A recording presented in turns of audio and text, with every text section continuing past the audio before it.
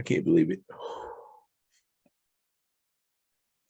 Y'all let go of William Regal and Samoa Joe and Road Dogg? Yo. This is some.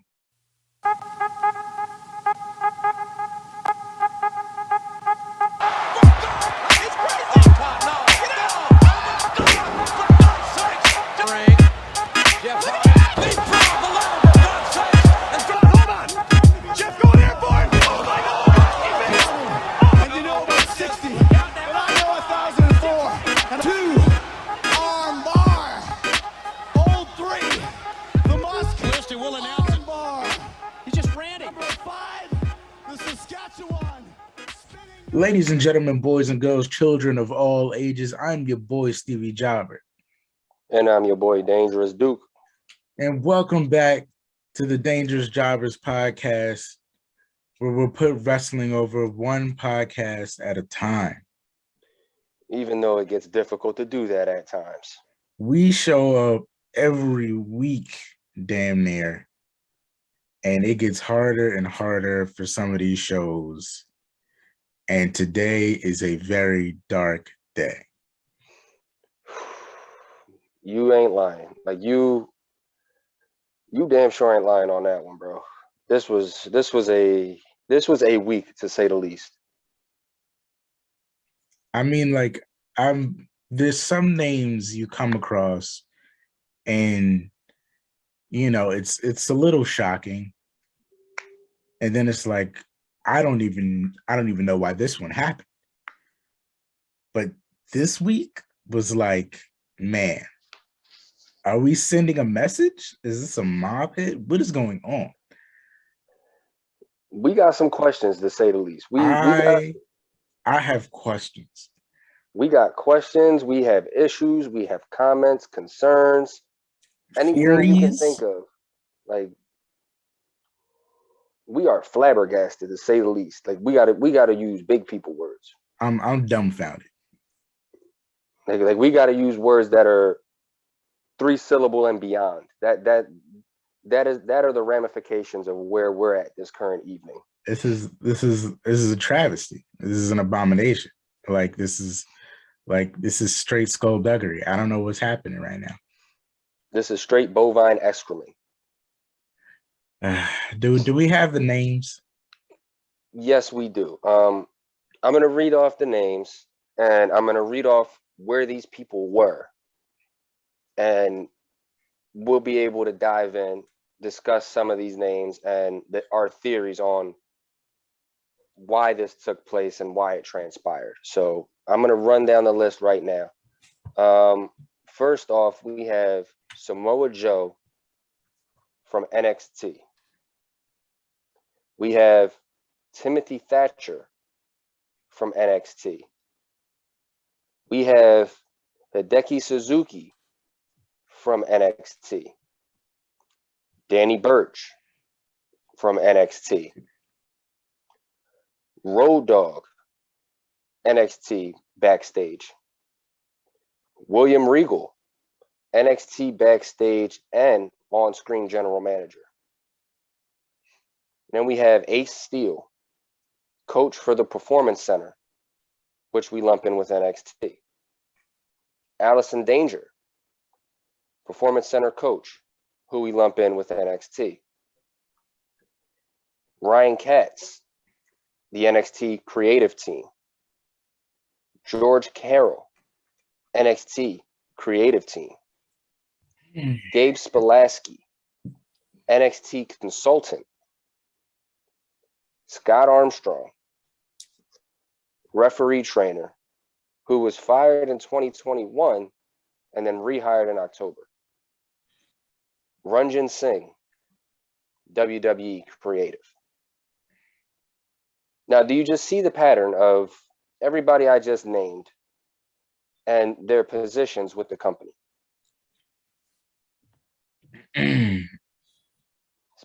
It seems like there was 3 letters that popped out an awful lot when I just ran down the list of those names. I mean, it's a new year, ladies and gentlemen. right? New me, new year, new me. I should try to. I want to approach the pods this year more diplomatically, less bias. I wanna call them right down the middle. I really don't want to take sides too easily this year, but It's this kind of ain't some hard. Vince McMahon bullshit. Like, It's come kind of on, it's man. kind of hard to say the new year, Come new me on. mentality when it's a new year, but the same bullshit. And Like, it's not even that it makes sense. Like some of the there's like maybe two or three that make sense, but the rest are I don't understand. I mean, I understand. I know what Vince McMahon is trying to do here because this has Vince McMahon written all over it, like you said. But I don't get the point of cutting the people that you cut. I mean, there is a silver lining for one person in particular, but the rest of this list is, in my opinion, it's horseshit. man. So I'm gonna let you say your piece real quick before I go. All right, I'm gonna give. I don't even know how to. There's no way to call this down the middle, man. This is fucked up. I gotta make a New Year's resolution, but I'm gonna try not to. I'm gonna try to warm welcome all the listeners, and I'm gonna try to not curse the first 5 minutes of everybody. I mean, we're unfiltered anyway. Like later, there's rants. We ran all year. Yeah. There's gonna be, but I'll try to hold off the first 5 minutes. But this is terrible, man. This is clear intentions. I will say I have questions. The questions being, do any of these really make sense? Like, how many of these are valid? Like, how many of these people are just not doing their jobs? Because it's getting it. Come on, like, come on. I mean, right My off the bat, question. So my question is, do these people deserve it? And I'll go into my theories afterwards. What do you feel I'm about these people deserving to be cut? right off the bat for me, the only name that sticks out that I can say, okay, yeah, he had to go, Ranjan Singh. I mean, the dude's been here forever, and he just now. Well, first he was an executive vice president. He didn't last very long in that position because I read up on it. He was an executive VP. He didn't last long there because they moved him off of that and put him on creative. Creative for the main roster the last few years hasn't been great. It hasn't been great in the slightest. Like you've had the occasional hit, and then the rest is just trash. Like we can rattle off any amount of storylines that have just been trash. So Rungeon going, yeah, I would say yeah, that was perfect. You had to get rid of him because whatever you were paying him, it wasn't worth it. And it sucks to say that yeah, he had to leave this job. It wasn't for him, but it just he wasn't great on creative in my opinion because the creative team itself as a whole hasn't been great. So you needed changes there. Ace Steel and Allison Danger, the Performance Center coaches. I'm pretty sure you just did a whole revamp of NXT, number one. Number two, when you do a whole revamp and bring in a bunch of young talent, what do you need to do with that young talent? You need to train that young talent. And they've been there since 2017, 2018, I believe. They've both been there. How much great talent have you had from NXT and the Performance Center in the last 3-4 years? Tremendous. You've done great work with that talent. You might Even the not have used talent, them all, but they were great. Yeah, even the talent that you're not pushing right now that are still there, they're great talent. And they've been trained great by this group of trainers. And then you got people like Ryan Katz, George Carroll from Triple H's NXT. There was a point in time where Triple H's NXT was better than Raw and SmackDown. There was a point in time when it was better than Raw and SmackDown. Now that you create this whole 2.0 new image, that you want to switch it up and make it more colorful and PG, it looks like, and so you cut them. If it ain't broke, don't fix it. It wasn't broke. And you take it from the talent standpoint. Thatcher, that dude was able to go in the ring. He could have worked with young talent. Danny Burch, the same way. Hideki Suzuki was a part of that new crop of talent that you brought in. You didn't even let the dude get a chance to crawl or walk. You put him in the diamond mine and you kept him quiet. You didn't really do nothing with him. So that kind of gets me worried about the rest of Diamond Mine. But, you know, it hasn't happened with them yet, so we're not going to talk about it. Road Dogg, Regal, Joe. If that don't say Triple H's babies, I don't know what does. Road Dogg, one of Triple H's best friends. William Regal, the guy Triple H handpicked for this in the very beginning. William Regal was around for the first NXT when Wade Barrett and what the fuck was his name? Skip Sheffield and David Otunga and Daniel Bryan and all them guys. He was around for that. He was one of the pros. Samoa Joe, the guy who you fired in April or in March. Triple H brought him back in June, begged him to come back in June. Won the title in October, November, somewhere around that ballpark. Only for y'all to fire him again in January. This seems like it's a straight shot directed at a certain somebody. And it's ridiculous. It seems like as soon as this certain somebody had to step away for health reasons, the boss man stepped in and said, oh no, take this. We don't want this. New thing.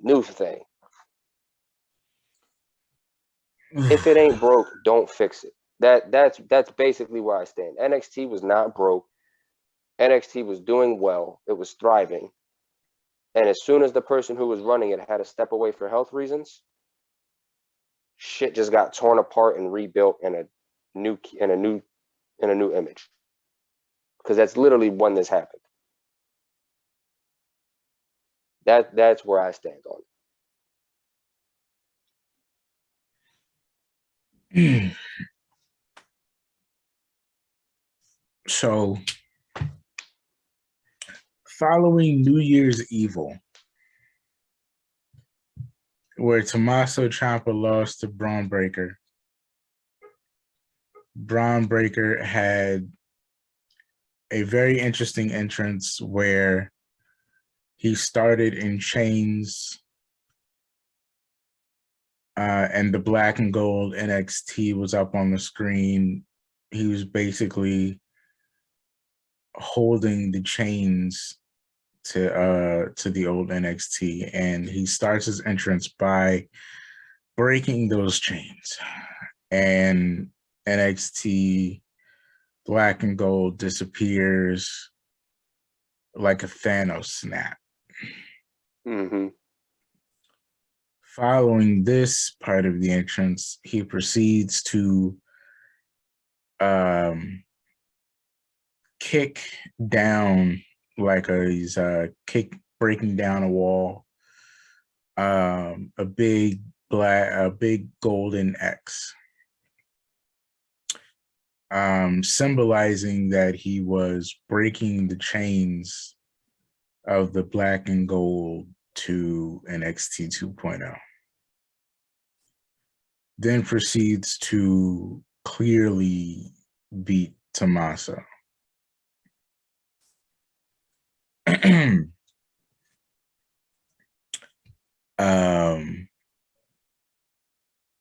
Following Braun Breaker beating Tommaso Ciampa,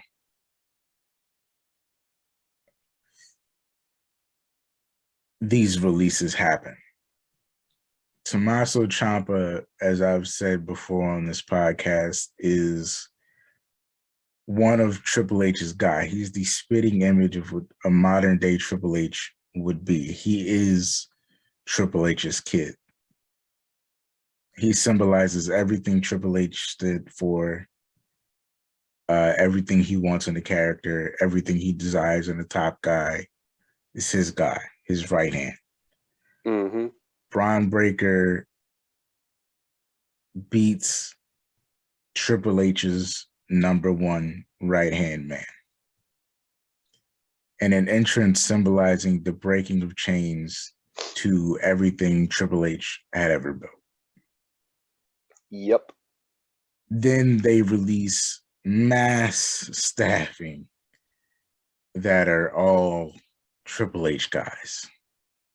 Black and gold. Previous to this, minor changes that were actually major changes were being made to NXT after there was a lot of yes men in Vince's ear saying Triple H can't be AEW. He's been wrong. You were right. It's a failure. On the cusp of them taking minor control that was really major control that they lied about, Triple H suffered an injury, heart issue that required serious surgery. Mm-hmm. And all NXT personnel was told not to contact him about anything having to do with wrestling. This is not a coincidence. No. NXT champion Samoa Joe, on the cusp of Triple H's last big takeover, had just won the title after being fired from the main roster and rehired because Triple H loves Samoa Joe. Samoa Joe would finish his arc of winning the title, being the first ever to hold it 3 times, but suffer an injury that we were never told about, that had to have him immediately relinquish the NXT title. This is not a coincidence. No. Then the title is put on Tommaso Ciampa, the epitome of a Triple H guy. This is also not a coincidence. No, not at all. At the start of the new year, which Vince is apparently very concerned to be the start to the actual run to WrestleMania, so everything has to be important. So now the first day of 2022 is the start date for Vince's big Hollywood run. Following this, New Year's Evil happened, which is their version of day one, where Braun Breaker wins the belt, beating Tommaso Ciampa to start this big run to WrestleMania. This is also not a coincidence. That at the start of, go time, the 4th quarter in wrestling, the belt would move to Vince's guy, breaking the chains of everything Triple H built and heading to WrestleMania season. This is not a coincidence. All these people being released, this is not a coincidence. This is a mob hit. Yeah. Ladies and gentlemen, the guy at the top decided he doesn't want you here anymore. So everything concerning you, and most importantly, you are gone. All that shit gotta go. These are subliminal hits, man. Yeah. Every little person fired. The the changing of the guard at the specific time Vince wanted it to be. This is not a changing of the guard. This is a changing of the entire unit. This is a changing of the entire command center. This is a This changing of this this is a is changing of everything. This is a complete slate wipe. like, and you know what? Let me preference it by I don't know. These are all educated guesses, but this has got to be the most certain educated guess I've ever made. Yeah, I was gonna say that this is an educated guess. A lot of these are educated guesses on our part, but they're educated guesses that have quite a bit of that have quite a bit of validity to them. Like they're educated guesses, but it's pretty odd that these guesses add up to a great degree. Like when you put them on paper and you look at it, it's like, okay, this is a guess, but this happened and this happened and this happened, and okay, that makes a lot of sense when you say that.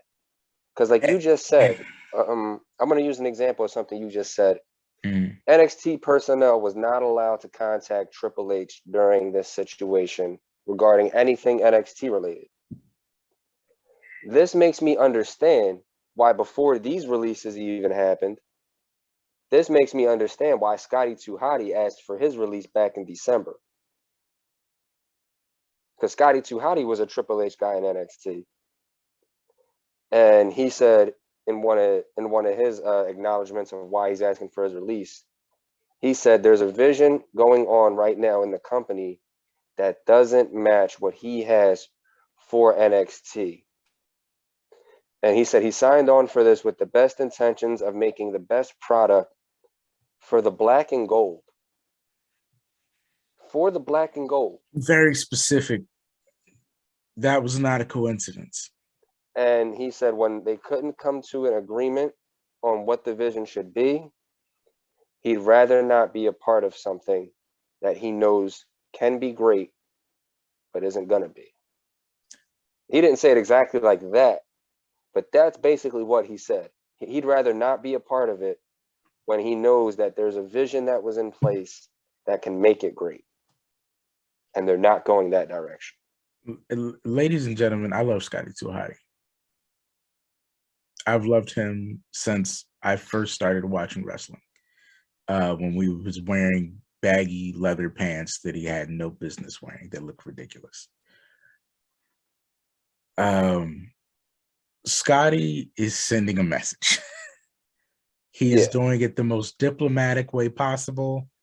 It's very between the linesy, but let me break it down for you.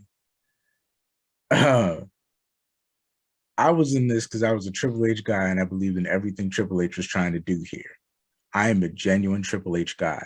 These motherfuckers are coming in here doing shit to change the entire fabric of everything we've built, and I'm not finna stand here and do it when I can't even communicate to the guy that made this that this shit is going up in flames. So I'm piecing the fuck out. Y'all broke me.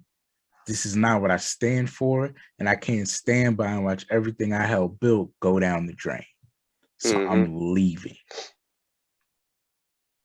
That's what he's trying to say. I mean, he said it, so if he ever needed to come back to WWE, they would be there. But that's what he's saying. This is not what I came here for. This is not what Triple H wanted.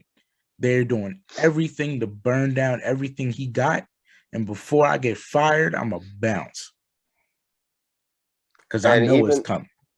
And even some of the talent and, staff that were released, they understand, they understand, it's a business, these things happen, but they got to know that this is direct. Like they got to know that there's a clear message behind everybody who was cut. Come because on, there's no way that everybody that was cut on this list is a coincidence.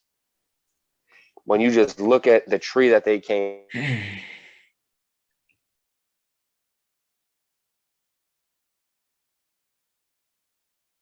days, because NXT is different. As soon as their time is up, like to not do anything, that they're gonna just jump right away to something else.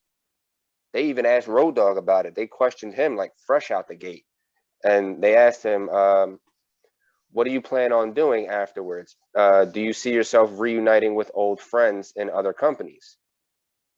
And he was very direct and to the point. He was quoted as saying, "Well, you know, that light bill ain't gonna pay itself." So Which there's a was a little possibility. telling. Yeah, it's a little telling, but I mean, when you hear Road Dogg and you say, "Hey, is there a chance that you could reunite with old friends in other companies?" Who's the one old friend Road Dogg has off the top of your head that's in another company? Yeah, it's Billy and his Yeah, kids, man. yeah, Billy and his kid, right? You know, Uncle James, I gotta Uncle be James honest as they with you call him. guys. I've now developed a third theory now that you said that. But yeah, I'll get to the theories later. But yeah, yeah, And man. then and then you got Samoa Joe. You hired the dude, or no, you fired him in April of 2021. We ranted on that and we ripped him a new asshole. This is not a coincidence. You hired him back in June. You brought him back officially in July. You had him win the title in October. And then you fire him in January. This is not a coincidence. Now Joe was in NXT, correct? Mm-hmm. And from what we know, thanks to Aleister Black, NXT contracts only have a 30-day non-compete clause. So with that being said, since they have a 30-day non-compete clause, I'm pretty sure we could see Joe meet up with some old friends in other companies. I mean, Absolutely. I'm not gonna say which companies because because I would say he could go to Ring of Honor, but Ring of Honor is going through their little thing right now. But Ooh. you got people like Punk, you got your people like Daniel Bryan, you got your people like Eddie Kingston, Jay Lethal, Mm-hmm. Kazarian, Mm-hmm. Daniels. I mean, you see the pattern. You got a bunch of old friends that you've had bangers with, that you got history with, all in a certain company. And you know what? While you're at it, Joe, take a stop down in MLW. I You know mean, they have look, an open door policy now. 5150 is down there. You know Conan. You know, well, hey, we can't even say open door policy no more because apparently WWE is firing so many damn people that they've decided to do the open door policy. hey, we'll get to that later. No, no, because we know when this is going to get released. We can address this. I'm pretty sure we can address this. Yeah, we can address it. We can address it. Yeah. But you But wouldn't need. Yeah, okay. Okay. what happened here, people, is very simple. And again, I'm a preference everything in the new year diplomatically. I don't know. These are educated guesses. I call it a reach, a hunch, a feeling, a vibe. I don't know these things to be a fact, but I'm gonna tell you what it looks like. It looks like I don't like you. When you came up here, you weren't one of my guys. We only signed you because he wanted to. We got the good guy from that company already. We don't need you. Get out. And then it looked like somebody that I'm not really on good terms with creatively is pissed. And he signs you, and I let him sign you because fuck it. Now this show is mine. And I didn't like you then. I don't like you now. Drop the title. I don't want you to leave.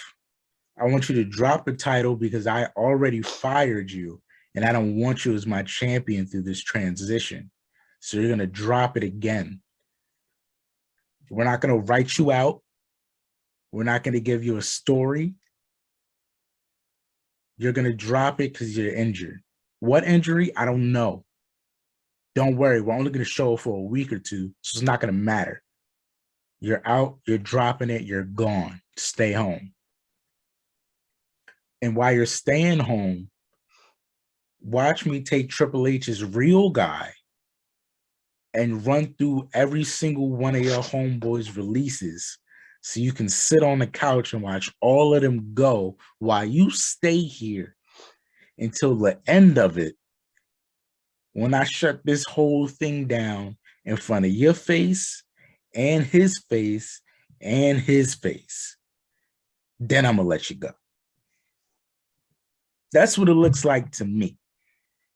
I feel like these are all direct shots, and I'll get to that theory later. But just as far as Samoa Joe, that's how it looks. But I don't know. I don't know. It's just how it looks. Like there's just so many questions. Like there really is. I mean, first and foremost, it makes you wonder, why would Scotty leave? Like you know why, like we know why Scotty left. We said our theory on why Scotty left. You said your theory on, well, I think you did, on what was the purpose of the Samoa Joe injury. Why fire Road Dogg? Why fire Regal when they've been two of the greatest things to help NXT? Like Regal as the GM, he was great for NXT. If there's one thing Regal has, and you've said this plenty of times, if there's one thing Regal has, it's an eye for finding, molding, and developing young talent. Who did Regal work with an awful lot in NXT that was the best molder of young talent that NXT has ever had? Dusty frickin' Rhodes. What was Dusty when he came into NXT? He was handpicked by Triple H. Dusty was a Triple H guy brought into NXT. I mean, granted, Dusty is before Triple H's time, but it's a guy Triple H brought in nonetheless because he knows what Dusty can do. Regal came in too because he knows what Regal can do. Regal and Dusty damn near are like simpatico when it comes to developing young talent, molding them, building them to be the stars of the future. Dusty has since passed. You still have Regal. You have one of the best molders of young talent at your disposal, and you're gonna fire him. Makes no sense. Road Dogg, another one. Road Dogg was, before he was in NXT, he was talent relations. Well, I don't know if he was exactly talent relations, but he was in a talent management position backstage on the main roster. He worked with the people like the New Day. He worked with Paige. He worked with countless of the female superstars. During the era of when, in the 2010s, your female talent was at its best. When you had AJ Lee towards the latter end, when you had Paige, when Nikki Bella finally became good, and then you had it to where Charlotte came up, when Sasha came up, when Becky came up, arguably your best era. And if it wasn't your best era, it was the future of your era, of your best era. Why fire him? Man, like these are the ones that hurt. Like Samoa Joe, that was a given. Yeah, and eventually these guys are gonna go. What I'm saying is the Regal one hurts, and the Road Dogg one is a message. I mean, this entire list of releases is a message. It's a message. Yeah, I mean, don't get me wrong. Especially because two of these people were sitting on their ass anyway. Mm-hmm. Regal and Joe were already off TV. Yeah. Regal might have been doing behind the scenes, just like Joe was in the PC. I also find it funny that he was in the PC the week or two before he gets released. But again, these things are not a coincidence. Again, you just say that again. He was seen in the PC. There was reports of it, like a week or two. There was an image. There was a picture of him in the PC. You're right. Who was he in that damn PC with? Who was he in there with? Samoa Joe. He was there with Samoa Joe, evaluating talent. And Regal was off TV before Joe was. Yeah, he was. If this ain't deliberate. But that's what I'm saying. Like, these are the ones that hurt. Like, Joe is very spiteful. The Joe one is very spiteful. Yeah, I mean, don't get me wrong. These are all very spiteful. I guess. I don't know. Oh no, it's not. I don't know. This is all speculation. I have no clue. This is strictly out of spite. I don't. The Road Dogg one seems to just be, oh, you still here? Yeah, you can go too. But the Regal one is like, come on. There's no reason for that. There's no reason for that. Yeah, like don't. Beyond NXT, William Regal is just amazing. There was no reason for you to let Regal go. No, not in the slightest. Unless you only let him go because he was a Triple H guy. It's not like he couldn't still mentor and teach talent in the PC off of TV.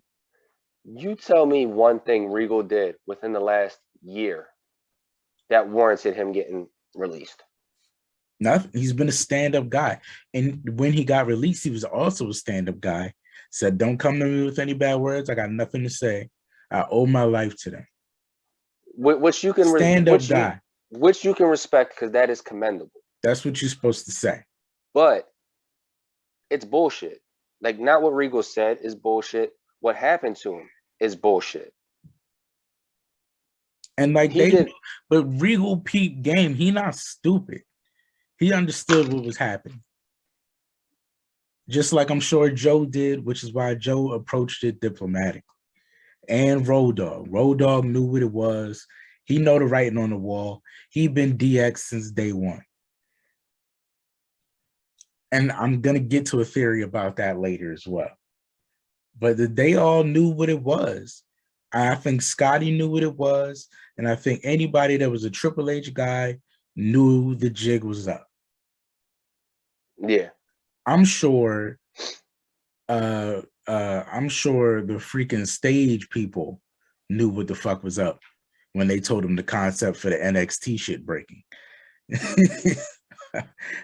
I'm sure there was people there that was shaking their head at the idea. We finna do what? He's gonna do what? Because that's like a clear that if that's not a clear shot, I don't know what is. Like, that is come on, man. That is like very much Cody Rhodes Throne Breaker. That was Throne Breaker. That's literally what it was. You gotta be kidding me. Throne Breaker. That was a huge FU to him specifically. Like when we seen Cody break the throne. This was totally unnecessary. When we seen him break the throne with the sledgehammer, you knew where that was going. You knew who that was directed at. The writing was on the freaking wall, man. You gonna see this man break the black and gold NXT? We know who that's directed at. Come on, bro. You got the fucking you got the nerve to do that while this man is recovering from a heart surgery. Ooh. On top of firing all his people. Ooh. You flipped his whole brand and turned it into something that, one, is the complete opposite of what he had in mind. He's just demolished everything that he stood if I'm not for. mistaken, kicked him while he was down. Didn't they just redo the logo like a couple years ago? Fucking terrible, man. Like, it was just they NXT. make the logo better and better and better every year. up Yeah. until 2.0. Freaking. Like if I'm not mistaken, it was just the black and gold lettering, and then it was the black and gold lettering with the eagle underneath, right? Yep. So you went from black and gold lettering, black and gold with the eagle, to Nick Jr. bullshit. Like somebody just took finger paint and threw it on a canvas. It's crazy, man. I'm ashamed of Wale does the theme song. It's terrible. Oh no, I got a little man. I wouldn't be surprised if they bring Wale in as creative. I really wouldn't. Nah, but them no. You 'Cause know, that would have Vince likes. been. Vince likes bringing in celebrities just to be on creative. Nah, I think Wale too smart for that. He's been watching wrestling too long.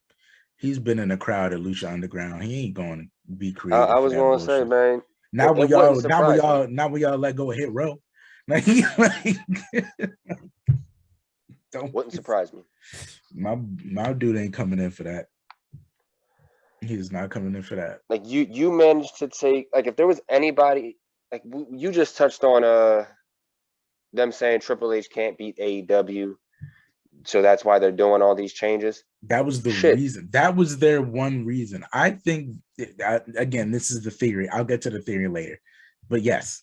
No, I was gonna say you could touch on the theory, because in my opinion, in my humble opinion, we're just podcasters. We put wrestling over one podcast at a time. It may look like we're biased here and there, but it's literally, we're just calling it as we see it. And as I see it right now, me personally, Duke, how I see it, if there was anyone in WWE right now with the mindset that could have beat AEW, it's not Vince. It certainly ain't Stephanie. It ain't Nick Khan. It ain't whoever the hell else you want to throw in there. It ain't Shane. The one person who had the mindset to beat AEW and had, in my opinion, had the ability to do it was Hunter, was Triple H. I think Vince would have lost. At this rate, I think Vince would have lost. Hunter, on the other hand, I think Hunter could beat AEW. And Hunter had to work with what he could, like not for nothing, but Vince was stealing talent from him out the blue every other month. And it was, but like, the talent, just he was whenever stealing he felt like it, he would just take 5 of them motherfuckers, like, and Hunter would make it work. Hunter would every single time. I was gonna say, look at what happened. They tried to take Tommaso. Tommaso wasn't having it. They tried to take Johnny. Johnny wasn't having it. They pulled up McIntyre. They pulled up Andrade. They pulled up Alistair. So what did he do? Okay, you're going to pull these people up. Let's take Kyle. Let's put Kyle on a singles run. Let's take Adam. We'll make Adam the face of it all. Let's take Keith. We'll make Keith a double champ. Karrion Kross, let's use him. And what happened with the vast majority of the people that Triple H built up and made the stars of his company to compete with AEW, that Vince took? Karrion Kross turned into shit on the main roster. Didn't last a month. Keith Lee, you put him on the main roster. He had he had maybe one wow moment. And that was, no, he had 2 wow moments. Him breaking the turnbuckle and him in the ring with Brock at the Rumble. Those were his 2 wow moments. Triple H was known for taking chicken shit, even though these talent aren't shit. They're good. They're great. But compared to the people that they kept taking from him, he had to build them and make them into stars, and they were. Because not a lot of people would think, oh, hey, we could take Kyle O'Reilly and make him a perennial main eventer. Vince didn't want to take Adam Cole, make him a main eventer. You seen what he wanted to do with Adam Cole. Triple H knows what to do with this talent. He can take these guys and potentially beat any company that's out there. There's a point in time his NXT was better than Raw and SmackDown. If it like that's my one thing that I'm trying to wrap my head around. Vince took this and flipped it like it was broken. NXT was not broken. Even if it was broken, it was broken for like maybe a few months, and then Triple H, what did he do? He rebuilt it and fixed it. He Or didn't overhaul it. maybe He it just was tweaked it. broken because you took every single asset you could from him and Mm-hmm. then decided that y'all not a main roster anymore when you need to be, and we won't send you any main talent. We're actually going to keep taking your best people and giving you who we don't think can work anymore, and then making it your fault when you can't add up to the ratings. Like, And then the people that you send down there, that the occasional time you send somebody back down, and we it's make them somebody work. it's somebody that you think can't work on the main roster. That turns out to be pretty damn good in NXT. Case in point, I have two examples. Breezango. They were good on the main roster when they had the Fashion Files. Didn't do jack shit else. You send them back down to NXT. For a brief stretch, they were one of the best tag teams in NXT. Finn Balor. Y'all didn't do jack shit with him on the main roster. You sent him back down to NXT. That nigga was the best NXT champ for that stretch of time. He was the leader with Adam Cole and Tommaso. He put out great stuff every damn time. You let him go back to Triple H. What did Triple H do? He let him be Prince Devitt. He let him bring back the leather jacket and just that F you asshole mentality. He became real rock and roller again. Not all the way, but to a degree. Now this dude gets sent up back to the main roster. And what's he doing? The same stuff y'all had him doing the first time. If this was the case, you should have left him in NXT. But I'm kind of glad y'all didn't, because had y'all left him in NXT, his fate would have been the same as Samoa Joe's. His ass would have been gone.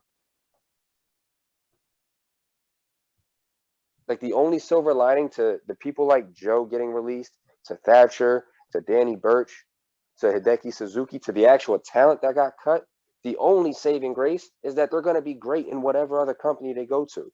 Mm-hmm. Thatcher, you could put Thatcher in MLW or GCW. That man's going to light it up. Please put him in both.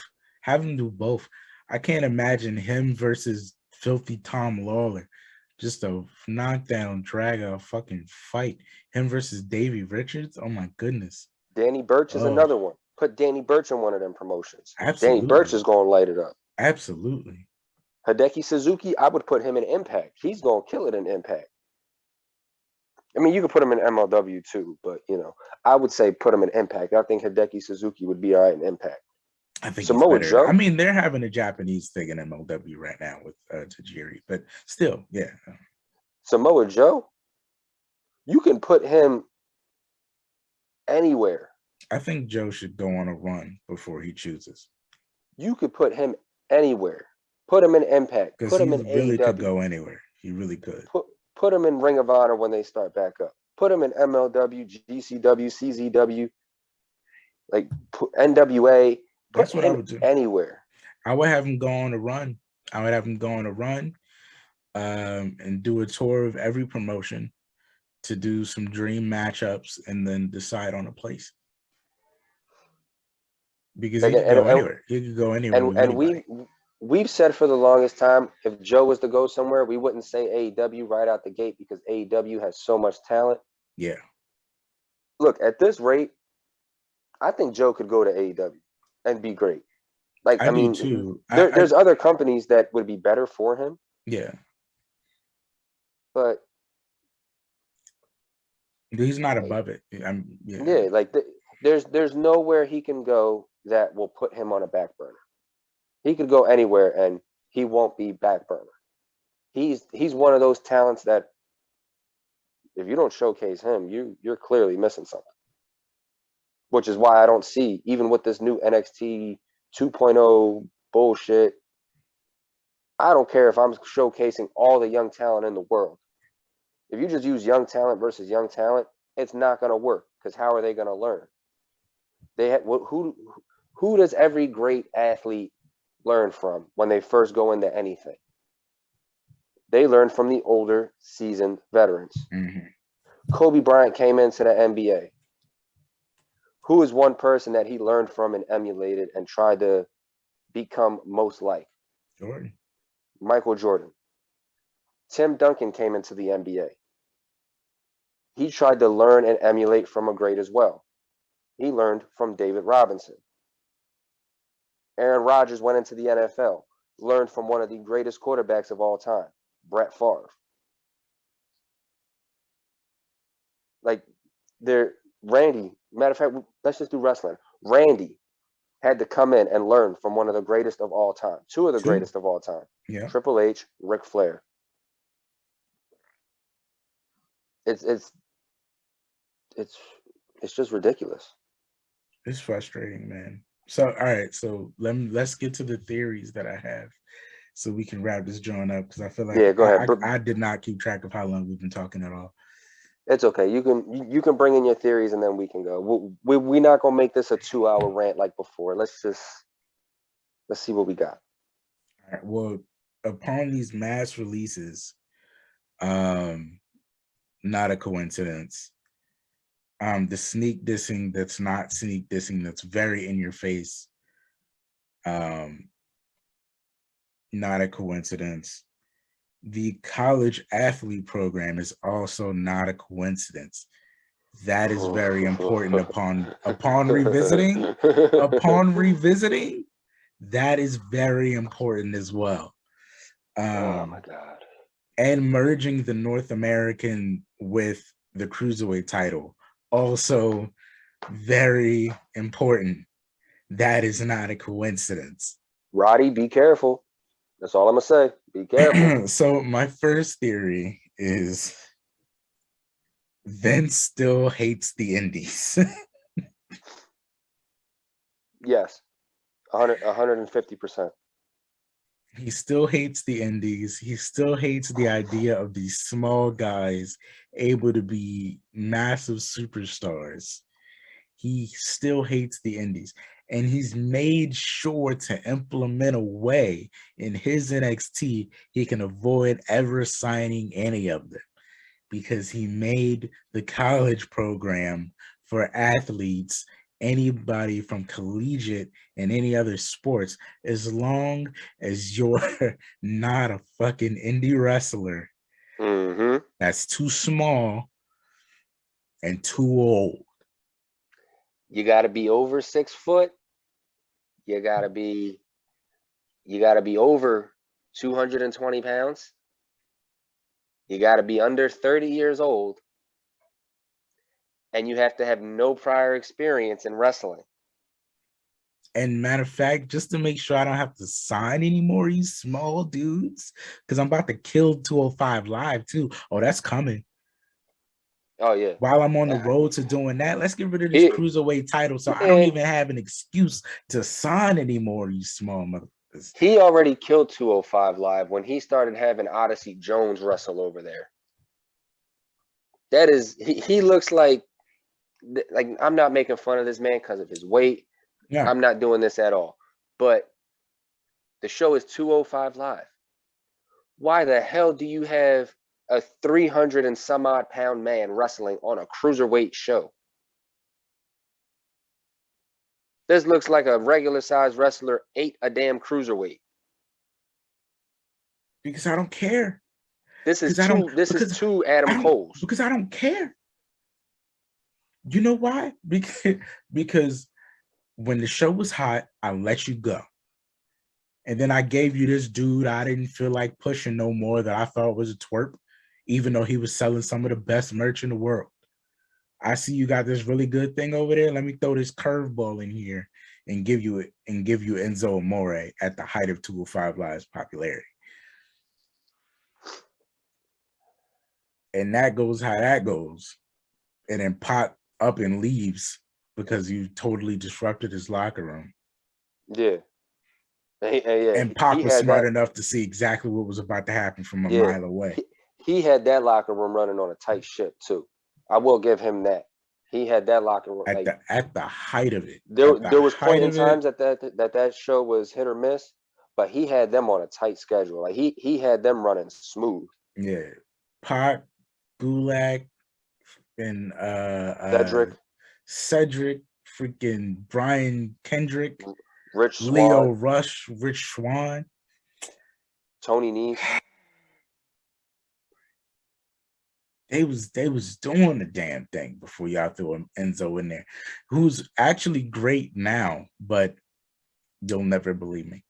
I mean, a But at certain the time, you knew what was happening. You knew why he was there, and it wasn't because of his talent. And he'll be the first person to tell you that it's not. He doesn't. You know what I mean? Like he's working on it, but it's not. He knows his talent isn't what keeps him relevant. yeah. You threw that curveball in there, and it actually came out better than you expected. And then you changed the entire dynamic of the show to the point where any star you did have, you robbed them of and then made them pointless. Ali, Cedric, and anyone else Rich who was Swan. injured. Pac left, Swan left. Y'all made it, and then y'all just turned them into a joke. Y'all turned them into a joke, and then y'all blamed it on him, even though y'all took control of the creative when the show tanked and became nothing. That's his shit. For real, for real. Taking everyone that you make somebody and then finding a way to book them into hell or give them some stupid add-on that they don't need to ruin them completely. That's And about then the you blame him. Like that's your fault. Your that man can't go. that's the equivalent of you taking a quarterback, giving the quarterback all the football plays to run. And it turns out the quarterback is a great quarterback and he's doing great and he's winning and he's getting all these games done. But then you pull that quarterback from this team and say, hey, you were a good quarterback over here. Now come over here and go play shortstop. You know what Come would have over been here to something amazing, man? completely different and play shortstop. You know what would have been amazing? If during this whole AEW shit, Vince went the entire other way. If he just let Triple H take the wheel, I don't know, these fucking indie guys are coming in here starting all this shit, blah, blah, blah, blah, blah. We need to blow them out of the water. You know, indie guys, that's your shit. You take over. Show me how I beat these motherfuckers. Instead of going the entire opposite way and destroying everything he built up against the indie guys when you were taking all his good people and AEW was getting everyone you released that you shouldn't have released. They're kicking our ass, and you're looking at me like I'm the problem when you keep setting me up to fail. I'll give you a good example right now. Just so you know, Triple H, just so our listeners know, Triple H knows indie guys. Triple H did a partnership with, for a short bit of time, with Evolve Wrestling. Who are two people that wrestled for Evolve Wrestling around the time Triple H was going over there with them? Matt Riddle, who's your current tag team champion. Damian Priest, your current United States champion. And you're saying and Vince doesn't like indie guys. Two of your champions right now are indie guys. That choice. And arguably the place we're at right now. And they're arguably two of the best people you have right now. It's incredible, man, because and it leads me to my next theory. My next two theories, actually. I have a theory that HBK is next.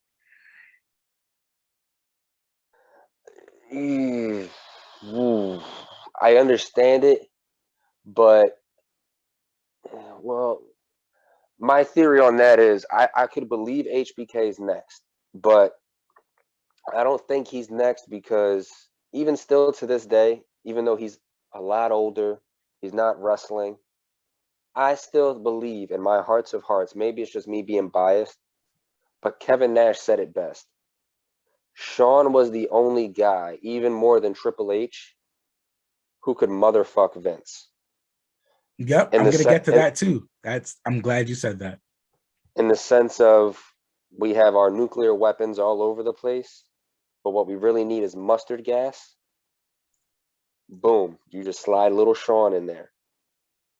I don't want to say Sean's next. I can understand it.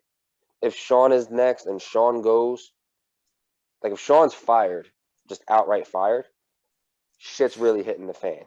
If Sean's asking for his release, shit is still hitting the fan, but it's a little more telling of why shit's hitting the fan.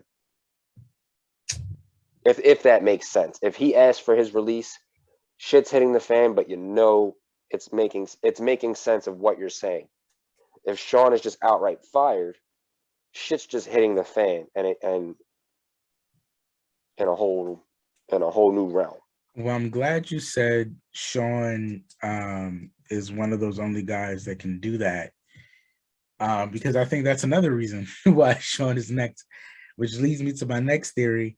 Vince is still not over DX.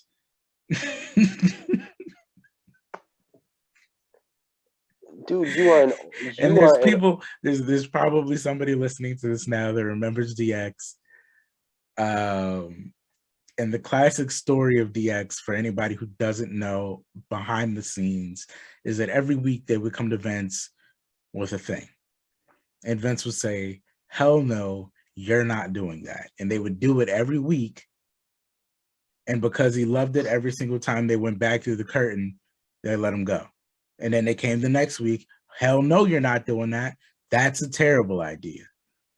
And they would go and it would work. And I think after years of it just seeming like somebody can do this a little better than him, he's been spiteful and he has carried that spite over the years into this whole NXT thing where all these people are breathing down his neck saying Triple H is better than you. He can do this better than you. but he the has thing this is, better than you. he is. That doesn't He matter. is. It doesn't matter. Your son is better. What matters is not I'm even the your boss, son-in-law. and nobody's better than me. Not even your son-in-law. Your son is better than you. Your daughter is probably a little bit better than you. I mean, the jury's still out on her, but your daughter might be better than you. Your son is better than you. There's a reason your son left in 2010. He's fucking He impossible. didn't agree with what you were doing then. He's fucking He left, impossible. started his own business. I think I don't know exactly what his business was, but it was something in China. I think it was like a cable It was like company a in China. Comcast in China. Yeah. Yeah, it was like it became the #1 cable provider in China. Yep. The dude started his own business, became great at that, came back, started doing great shit again. And then what did he do? He took a step back again. Because he knew where it was about to go. So what did he do? Man. So what does Vince do? Oh no, Trips can't do this. Steph can't do this. Shane doesn't want to do this. Oh, we got to hire somebody else. I got this guy in my ear telling me. Who are we gonna bring in? Nick Khan. Not Tony Khan. Tony Khan's doing great with his company. They got the wrong Khan. They got a con artist. Man, when you got somebody in your ear telling you everything you're doing is right, and you don't allow anybody to combat you anymore, what state are you in? Like certain eras he got through because there were guys that would fight him on what was the best idea, and they would come to a conclusion. Criticism. And even after the Monday Night Wars, he had Bischoff, he had Heyman, he had guys. Oh my God! He had Flair. He had guys he could throw ideas at that wouldn't always agree with him unless it was a great idea. Yeah, like you had people that helped you get through those dark times. You yourself didn't think Foley was going to be the guy to help you get over the hump. Austin had to help you with that one. There was other people backstage that had to help you with that one. He didn't think China would work. Who helped him with that one? Oh, what do you know? The guy with NXT. And that's where all the guys is. I mean, you thought SmackDown. I just still think the heat from DX always being a step ahead of him is carried on to the nonsense about the NXT and Triple H being better than him at certain things, which he is. And because of the resentment, first chance he got to say, "Oh, you failed. You can't do what I do." He took full opportunity and hijacked everything and did it like a straight mob hit. We're gonna hit this, this, this, slowly break down everything that you have made or taken control of or made better or made good again. Everything you're trying to restore, we killing all of that. All of that is gone. All the indie stuff is gone. We're only going to recruit big ass tall athletes that don't know because we anything about what we do, so we can because teach them our way. because we all know Vince loves big sweaty men. If you're not 6'5" and 250 and have luscious hair, we can't do nothing with you. I'm taking everything. I'm taking this. That's your man's over there. That's your mentor, William Regal, all these years. You got to get off TV. I don't need you here no more. You, Joe, didn't I fire you? Why are you still here? You got to go. It's like, take this person out, this person out, this person out, this person out. We'll let you tie up this whatever wedding shit that everyone seems to be so happy about. But then I'm not going to make you relevant at all. It was like, who's that? Who's you over there? You're Triple H's guy? I'm going to put the belt on you, and you're going to hold it while I destroy everything around you and save you for last. I don't even know what you're going to do at Mania now, because you've had that Mania match. Like, it's done. It's over. You pulled the trigger too early. You rushed it too soon, then pulled the trigger too early and killed a WrestleMania moment, because that's what it would have been. I'm not going to front that Braun Breaker isn't the guy. I believe in him. The problem is you're destroying everything around him that should keep him at the level that he's at. I was going to say, you're destroying, you're basically making it harder for him to develop, because he has to learn from talent that have been there and done it. That's how any great star anywhere learns. Like I've used other sports analogies. I've used wrestling analogies. Like there's just so many things you can. I could do fucking superhero analogies on how the new guy has to learn from the stars before him. And this is the thing though. Like this is to put it in perspective. This is like I can maybe see, like, maybe because he's second generation, but you also have to think of it like this. What if we lived in a time where they were moving Triple H and Shawn and all these other guys, Rock, Austin, Jericho, they were all pushing them all out. And they were pushing Randy Orton to be the youngest world heavyweight champion. Randy becomes the youngest world heavyweight champion. Then he looks around at all these other guys that are his age that he's now the leader of and has to be the veteran and teach them how to be better when he doesn't have evolution around. He doesn't have anybody. Randy wouldn't be Randy without that older talent. And he'd be the first to tell you his first title run, he was not ready for. So you thrusted this young kid into the spotlight who we believe in, but at the same time, how is he supposed to be the veteran when you're kicking all these old dudes out? Who are they supposed to look to? Him? Yeah, he's second generation, but he could be as immature as Randy Orton behind the scenes. We don't know. And it's not like Randy could just turn around and teach that stuff. Yeah. So it's just, and then when you're firing all the coaches that are from that ilk that can help them maintain everything, do all the subtleties and be great, are getting cut because they're Triple H guys, I don't see you bringing in anybody that's exactly their quality. So it's just a setup for failure, which leads me to my last two theories. The theory that The last stone to fall, the last domino to fall before it is all over is Tommaso Ciampa. When Tommaso Ciampa leaves NXT, it will be AJ leaving Impact. They might fix things, but for anybody that was there when the news broke that AJ left Impact, it's certainly the end. Yeah. It took years for that rebuild, and it's going to take years for this rebuild. And they might come back. They might be better. Vince might prove to be right. I don't know. But I can tell you what, when Tommaso leaves, that is it. Yeah, that's the end of the line. That's the changing of, it's not the changing of the guard, it's the changing of the unit. Yeah. That's the last guy dying in the fight. It's Tommaso. Vince chose him to be the last guy.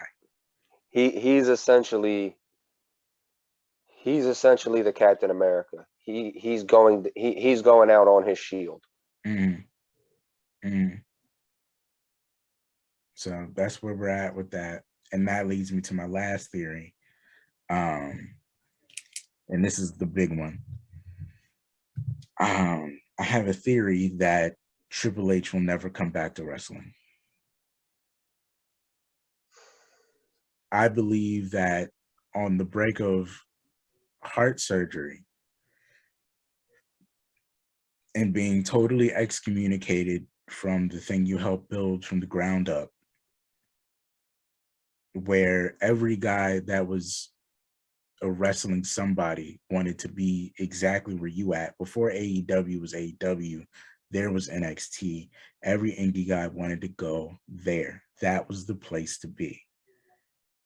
And I think through the heart surgery and seeing NXT be totally demolished, seeing his favorite guys that aren't able to talk to him about what's going on be let go and let go and let go and let go, to sit at home and watch the X, to watch the breaking of the chain, to watch Tommaso, the last dinosaur, the last domino, the last remnants of everything you wanted this to be, everything that you build, lose the title at the top of the year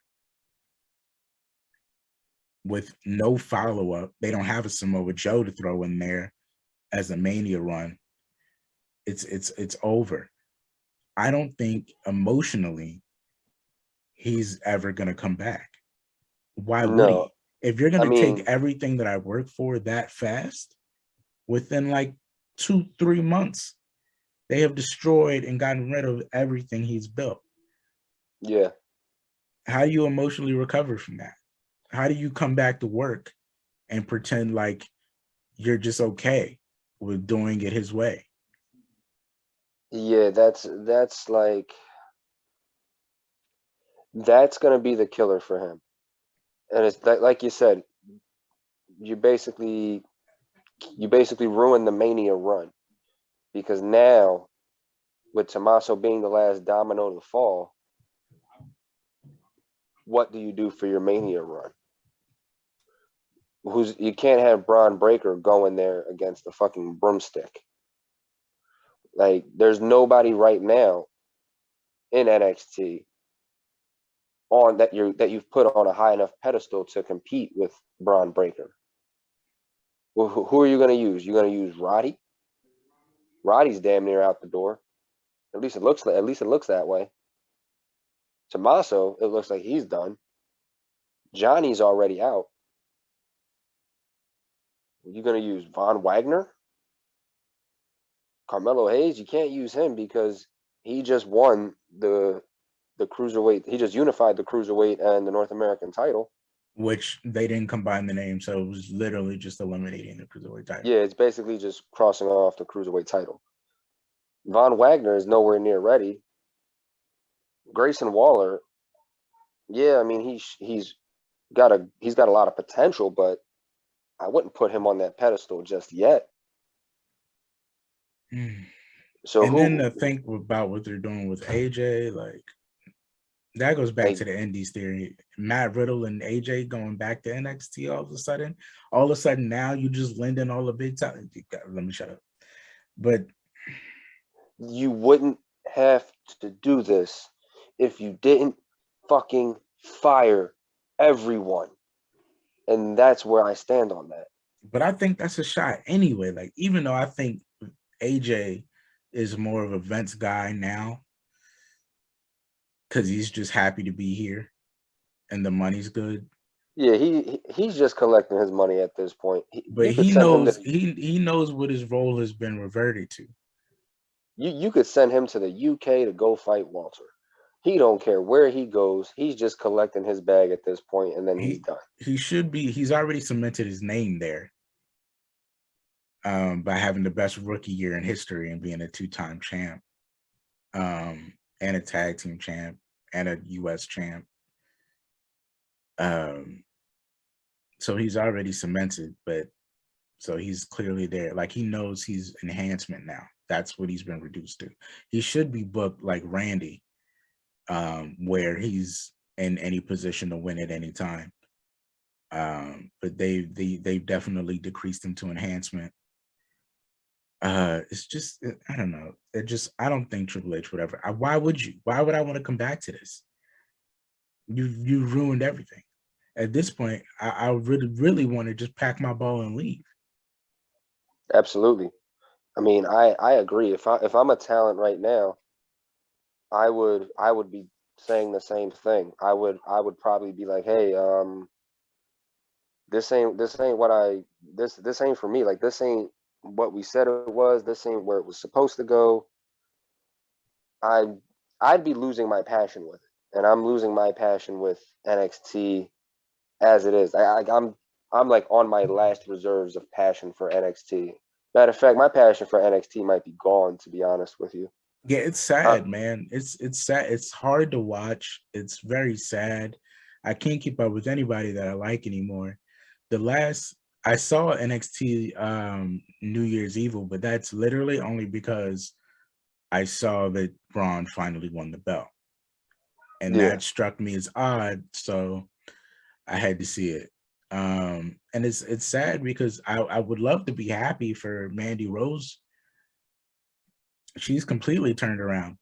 Yeah, and I mean, kudos to her. I would like to be there to enjoy that, and I love Gigi anyway. But I can't. I'm not like, none of this is. But like I said, you need someone that's a veteran that's been there and done it. Well, she hasn't done it, but a veteran who's been around long enough to help this younger crop of talent. And the veterans that you had before, you fired. So now you're just bringing main roster people back down. Yeah, now you have Mandy Rose. It's just, it's so, I don't know. And what position is he in? Like, here's my thing, because you can't start your own thing. That's going to seem like, you can't, because he could, if he wasn't his son, you're doing this to your son-in-law. If he wasn't his son-in-law, he could have been like, all right, if you're letting all my people go, I'll go. And since all my people are already free, I'll just make my own. But you're his son-in-law, so that's disrespectful. Can't do that. I can't go to another company. That would be disrespectful. Right? So, like, I'm done. I'm going to get a little wrestling school in Connecticut, and I'm done. I'll grab Scotty and Matt, and we'll have a wrestling school, and I'll just be done. I'll grab Albert and just make a wrestling because school. Albert's gonna go with him, and Scotty's gonna go. Like, they right there. Go.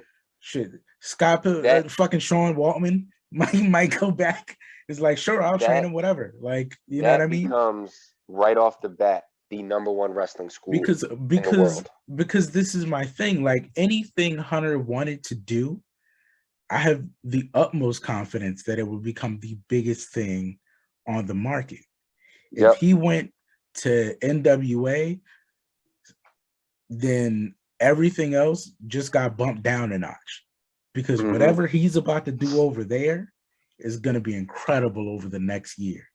Yeah. Because he doesn't just go alone. Like, he's coming with all his people.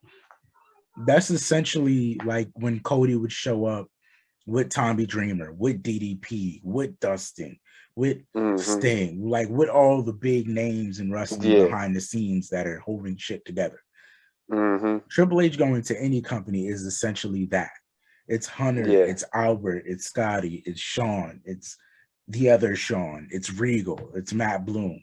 Like, he's coming strong. And now he got Joe in that arsenal too.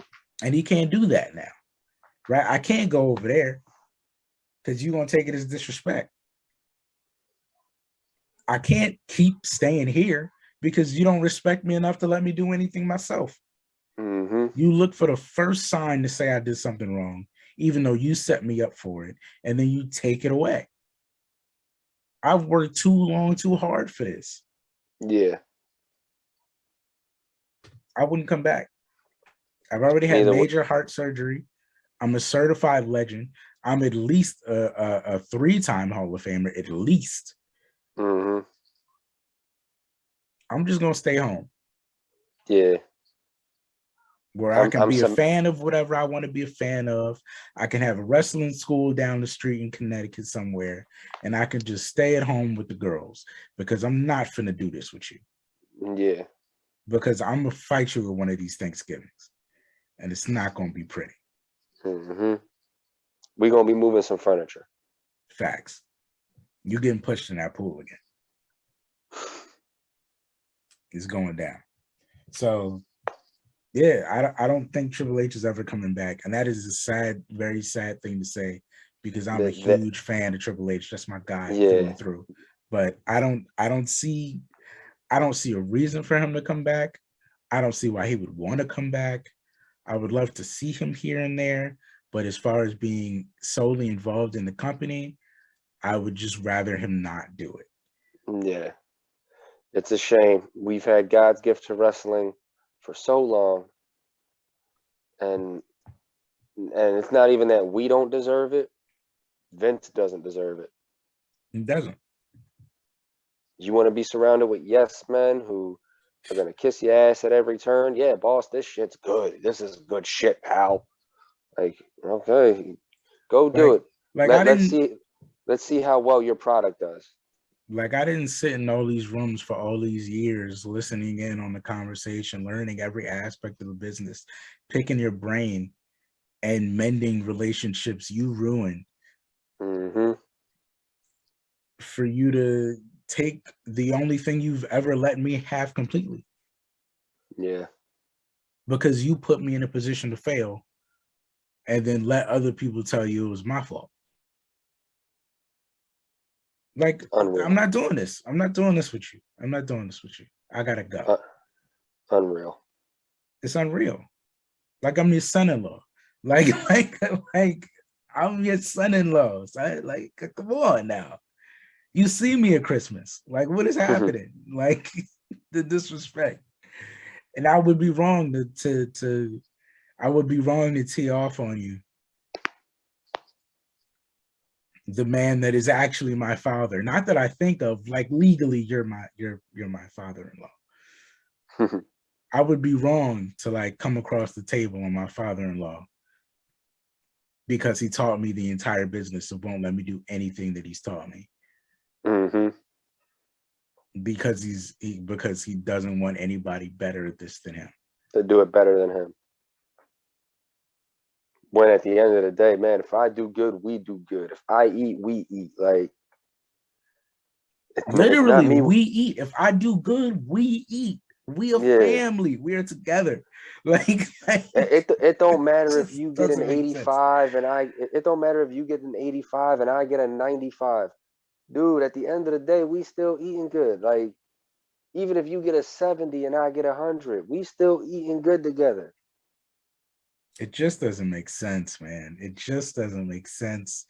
There's got to be some hidden, like, rooted thing. That's what I'm saying. Like, it has to be like a thing from DX. Like, I'm so sick of you freaking always one-upping me. Then I give you a Matter of show and fact, you're one-upping me. Like it's got to be some. Like I can't see Triple H wanting to do the time. I can't see matter of him wanting to fact, fight these fights. look, when these air, we can add something, like we can add questions into these podcasts, right? Absolutely, we For our absolutely viewers to can. listen to. Yep, on Okay. Anchor and Spotify All right. Well, and for our YouTube if we listeners, put it on YouTube, which we for probably our will. listeners, I have a little nugget for you guys before we sign off on here. What are your theories as to why Vince is going about this the way he's going about? What are your theories as to why Vince is doing what he's doing? If you agree with us, if you don't agree with us, hit that comment section wherever this is, Spotify, YouTube, Anchor. Hit that comment section, let us know. If there's not a comment section there, find us on Instagram, find us on Facebook. Go to YouTube, let us know what you guys think, because we want to hear your opinions on this too. Absolutely, man. We'll probably readdress this at a later date and go down some of these reasons. Mm-mm. And do you think Triple H will ever come back to wrestling? Yeah. That'll be another one. I feel like it's a very compelling question because I don't see it likely. Yeah, you guys let us know what you think, and at a later date, sometime we'll probably go down a list and we'll address them either on a pod or in a video or in some capacity. You guys will see the reactions. Absolutely, man. All right, I think we're set. You want to take us Yeah. out? Yeah, I think we said all we could say, all that we could say without being completely brutal and harsh. But guys, that is our rant episode on the new releases of 2022, new year, and same shit from the company. Like I said, let us know what you guys think. What are your theories on why all these are happening? If there's any hidden agendas, if there's not, let us know, because we would like to interact and hear what you guys have to say. You can reach us on Instagram, Twitter. You can comment them on you can comment on Facebook, all that good stuff. But that's our episode, guys. Hope you enjoyed it. Have a great one. Stay up, stay blessed, and as always, stay dangerous. dangerous.